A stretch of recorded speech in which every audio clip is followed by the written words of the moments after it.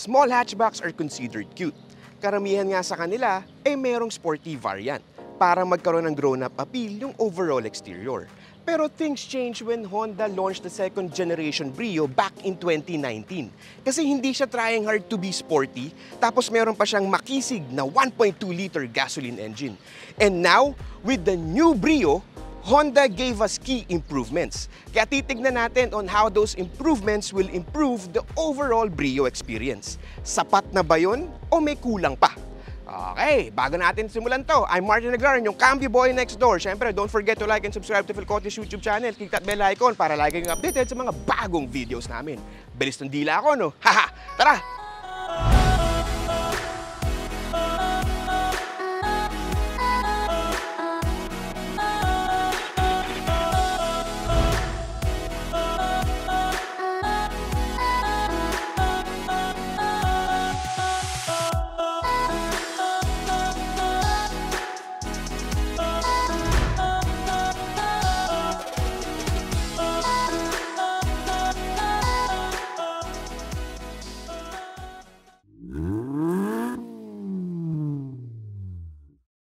Kotse ba?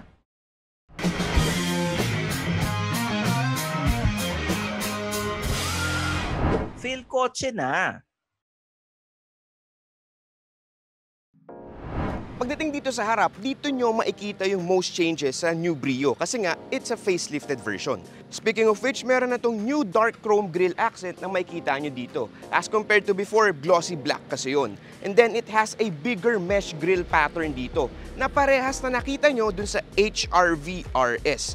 And then meron siyang LED headlights, LED daytime running lights, at saka LED fog lights. And then, bago na yung housing nung sa fog lights. Hindi na siya bilog, medyo squarish na yung dating niya dito. And then, may new trim siya dito sa baba, dito sa lower part ng bumper, na may accent pa nitong black cladding.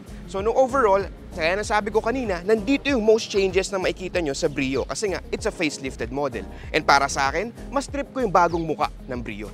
Yo, gusto nyo engine? O tara, syempre gusto nyo. Tara, buksan ko lang. Okay. Okay, when it comes to the power unit, same engine pa rin ito nung sa outgoing model. In that sense, meron pa rin siyang 1.2-liter gasoline engine that delivers 89 horsepower and 110 Nm of torque. And then it still comes with a CVT. In terms of fuel economy, nakakuha ko ng 9.2 kilometers per liter while driving around the city at an average speed of 20 kilometers per hour. Tapos sa open highway naman, I was able to get 22 kilometers per liter while cruising at 80 kilometers per hour. So still, masasabi natin na matipid pa rin ang Honda Brio. Alright, sara na natin. Pagdating dito sa sides, o sabi ni Senpai Gedli, halos walang pinagbago itong new Brio. Kasi nga, it's a facelifted model, di ba? Well, pero may subtle changes pa rin. Gaya na nakikita nyo sa gulong, yung 15-inch wheels niya, naka-dark chrome na. And take note lang ha, naka-potensa tires na to. So, one up compared sa Ecopia. Bridgestone yun. And then, pagtingin mo dun sa side mirrors, naka-glossy black trim na rin siya. Kasi sa dati, body color pa rin kahit naka-RS. Tapos, since this is the top of the line model, naka-black top din tayo. And then, isa pang subtle change is yung kanyang dark tint sa taillights, pati dun sa gilid ng headlights, no? Maganda yung play niya, especially with this color, no? Para nagkaroon ng darkness dito, para hindi masyado plain. Pero technically, it still looks as the old Brio. Tingnan natin likod. Okay, pagdating sa likod, no? Yan, medyo daming speed move nun, ha? Again, it still looks as the old Brio. Tapos, although ang maganda dito is that meron na siyang rear sensors as standard. Tapos, meron din siyang revised na fog diffuser dito sa baba. And then, it still comes with the spoiler since it is, yun nga ang mga Brio, di ba? Parang sporty looking na small hatchback. At saka, para hindi ka malito kung ano ba ang variant na nabili mo, meron din siyang RS badge doon.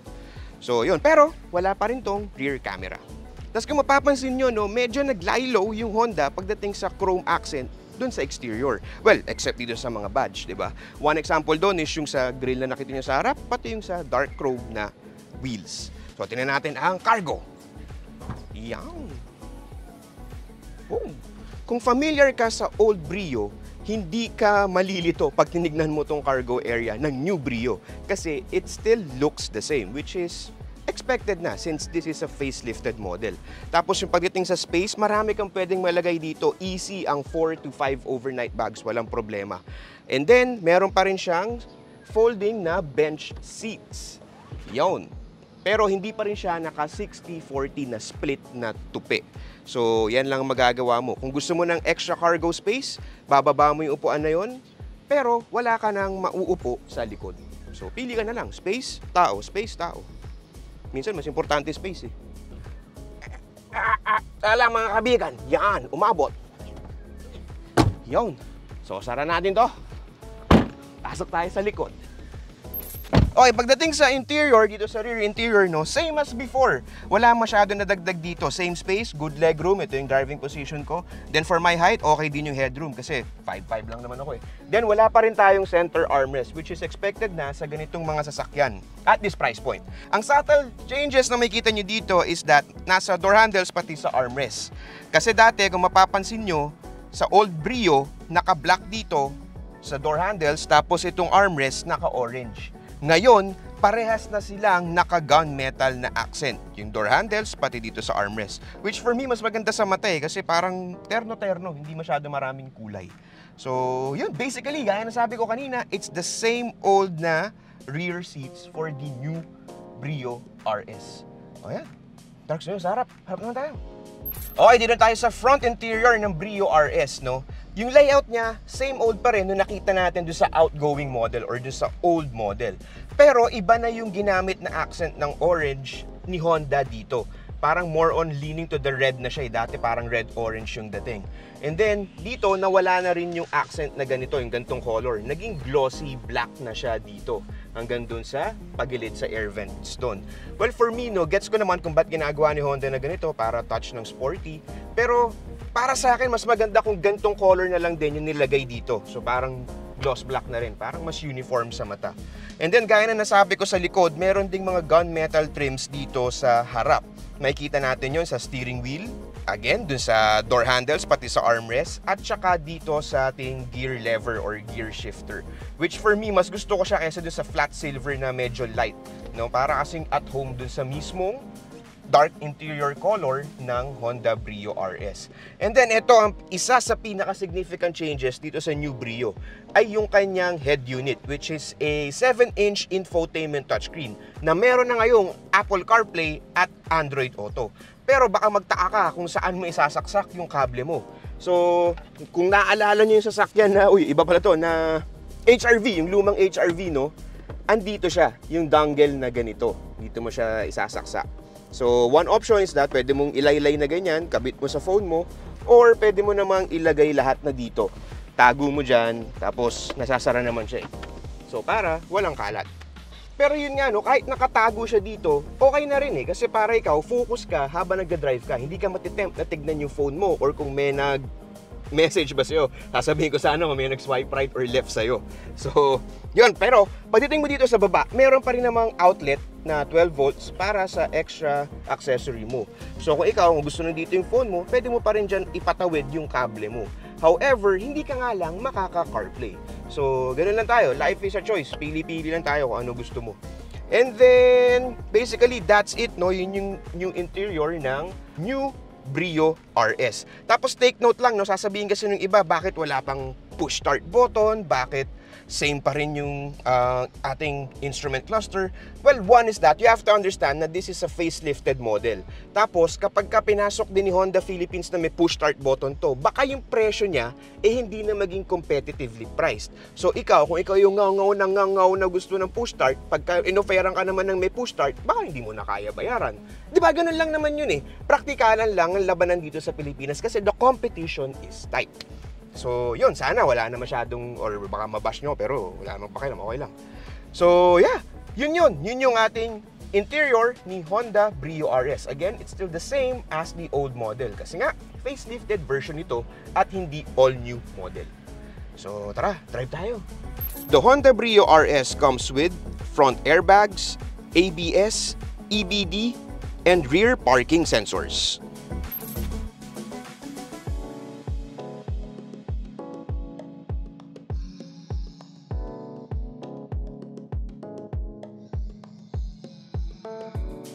Ayun, we're now driving the new Honda Brio RS Blacktop. Same as before, no? Same driving dynamics pa rin yung mafe-feel mo when you're driving the Brio, the new Brio to be exact. Kasi yun nga, no? Same power unit, same platform, so expected mo na same driving feels pa rin yung mararamdaman mo. In that sense, no, same pa rin yung kanyang acceleration when it comes to like standstill. Medyo may konting delay yung power delivery kasi nga naka-CVT siya. Pero expected na yun sa mga cars na may CVT. Ang trade-off naman nun mas tipid ka sa fuel consumption mo. And then yung steering wheel natin, no, it's still leaning for me sa medyo medium na Hindi siya ganun ka-light, which for me is okay, lalo na kapag nagsi-city drives ka and if you're a beginner driver or newbie driver, mas maganda yon kasi mas may sense ng control ka dun sa vehicle mo, dun sa Brio na dinadrive mo. And then it gets firmer kapag once you start to gain speed, lalo na kapag nasa expressway ka na. Yon, so pinagbigyan tayo ni Kuya. Thank you very much. And then, isa pa dito is that yung kanyang impact absorption, it's still the same na na-feel natin dun sa old Brio, no? Maganda for me yung impact absorption nitong new Brio, which is, gaya ng sabi ko nila, same as before. Ang only na napansin ko dito is that yung noise insulation niya, hindi pa rin na-improve ni Honda, which is parang same pa din dun sa old Brio, Nag-expect ako na mas maganda na yung noise insulation, mas mumimute na sana yung outside noise. Pero yun nga, parang at par or same pa rin dun sa na lumang modelo. But then again, that is me expecting too much for a small hatchback at this price point. Gaya nga sabi ko kanina, di ba? Pag dinagdagan yun, pwede naman nila dagdagan, pero yun nga lang, dadagdag din yung presyo. So, yun. Tapos when it comes to the improvements na nilagay ni Honda Philippines dito sa sasakyan na to, no, one of which is yung Apple CarPlay and Android Auto. For me, sobrang gusto ko yung addition na yun kasi waste dependent ako na tao tsaka mahilig din ako mag-Spotify kapag bumabiyahe. So, pero mas magandang natimbang ni Waze kasi seamless na yung integration doon sa kanyang 7-inch infotainment touchscreen. Lalo na kung ikaw yung tao na pupunta sa lugar na hindi mo naman kabisado, ang laking tulong nun kasi hindi mo na kailangan bumili ng cellphone holder or hindi mo na kailangan tumingin sa baba para makita kung tama pa ba yung dinadaanan mo kasi nandito na siya naka-flash dun sa 7-inch touchscreen. Tapos ang maganda, during the time of my use, hindi ko na-experience na ma-disconnect yung Apple CarPlay dun sa kanyang infotainment touchscreen. Which is, yun nga, maayos yun kasi malay mo, ma-disconnect bigla. Yung pala, liliko ka na, yari ka na naman kay Waze, reroute ka nun, or maliligaw ka. Tsaka, less distraction for you as a driver. Kasi while driving, kapag ka nawala yung tinitignan mong navigational apps, syempre, di ba, medyo nakaka-bother. Good thing, dito sa Honda Brio RS, hindi ko na-experience yung pagka-disconnect nung CarPlay.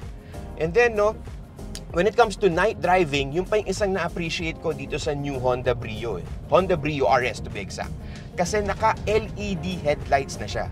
So, hindi lang siya pamporma, no? Ang laki nung difference nung LED headlights sa halogen.